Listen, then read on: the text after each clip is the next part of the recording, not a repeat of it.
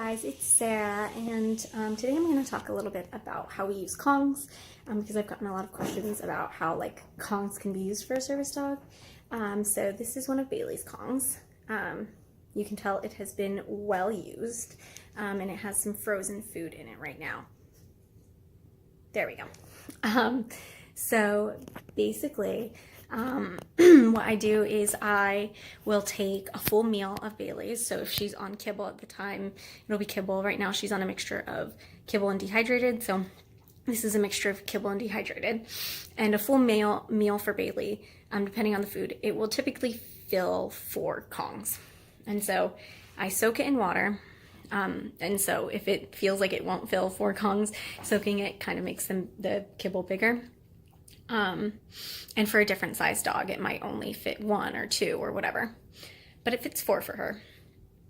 So I soak them in water and then I fill them, and then I freeze them. And because they're frozen, they take a pretty good amount of time, to have her eat, and it's balanced nutrition. It's just a meal. When I first got her, she had way too much energy.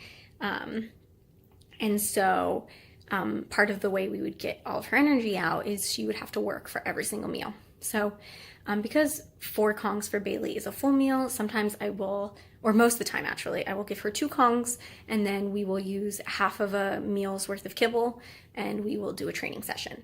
And that just ensures that she's working for all her meals. She is getting some engagement, because it's, fun to chew. Chewing is de-stressing for dogs, and she used to eat at the same time, so it's fun.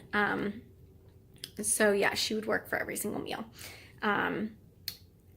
And it's easy for me knowing how much 1 meal fits into her Kongs, because then if I only give her 1, okay, then I know exactly how much food I have to give her. To get the rest. Or if I know she worked out a lot, I can give her 1, because it's a tiny, it's a little bit, just enough to make up for some extra calories she did if we went for a long run or something. So we used this in a variety of ways, and I hope to show you a few of them. The first one is crate training. She's very excited because I have a Kong in my hand.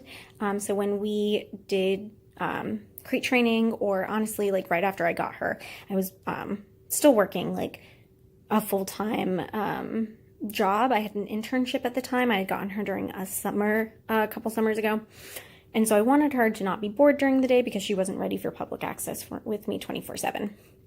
And so I would make her Kongs. I would put all of her breakfast into Kongs and then just put it in there, and Bailey all the way in, and then close it. She likes her crate with those pillows, but basically you can see she wouldn't care if I left the room right now. She would just continue to eat. I don't leave her in the crate with her collars on unattended, because that's dangerous, but this is for the purpose of showing you guys. Yeah, it helped make sure that she didn't have separation anxiety when I left. And also, at first I would put the Kong in there, and then she would go in and take it out, and then she would eat the Kong in there. I didn't start with closing the door automatically, but now she's gotten to the point where she goes into the crate for fun sometimes. So it's her space, and she loves it. And sometimes if I put the Kong on my floor, she will choose to go into the crate. I don't even have to close the door, and she'll stay in there eating her Kong and enjoying it. And, if a dog has separation anxiety, you could start with giving them a Kong, and leaving the room for 5 seconds, and then leaving the room for 5 minutes, and then making that time longer. And if they're focused on that Kong anyways, they're going to be more and more okay with that separation. And she's just loving hers right now. And she does love her crate, because we did train it like that. So I mentioned that we also use her Kongs for training, and we try to make a lot of her meals training sessions.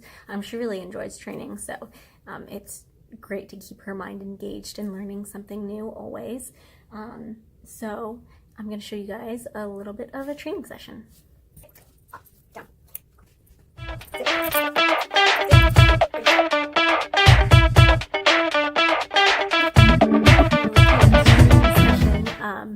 already did some training earlier, and Kongs are usually her last treat at the very end of a training session because they're pretty high value for her. She really enjoys it. It not only is food, but it's a toy, and she really loves that. So we'll normally have those at the end of the training session and make sure we're always ending on a good note. It takes her about an hour to go through all the Kongs, and that is with taking turns. So when she gets far enough on one that she needs to wait for it to defrost a little for her to get the rest of the food, she'll move on to another Kong. Today I'm giving her all 4 for her dinner because we have time for that. We don't always have time for her to have all 4. It takes about an hour for them to fully defrost, enough for her to eat everything from what's at the top to the bottom. She'll just chew through what's frozen at the top, but then she has to wait to get the stuff at the bottom, so it really slows her down and makes sure she's working for that food. This also tires her out, and it makes sure that she doesn't get sick because, you know, if you have a dog that eats really quickly, that's a high chance for them to get sick or bloat or things like that. So we want to make sure that they're being safe and she's having a good time. And it also works their brain. So she's explored with different ways. Sometimes she licks, sometimes she chews, sometimes she will pick up the Kong and throw it and see if anything shakes out when she does that. So it's a great way to keep their mind working and to keep them having fun. Service dogs don't just work, but they also want some play and some fun and some good food every now and again. So she's having a good time with that. You can also use a Kong or like a similar toy to build the bond with your dog. So a lot of people recommend that when you first get a dog, that you hand feed them, and that, you know, helps them build the bond and also slows down eating if they're really fast. And you can use that as a training session at the same time for a soft mouth or other things.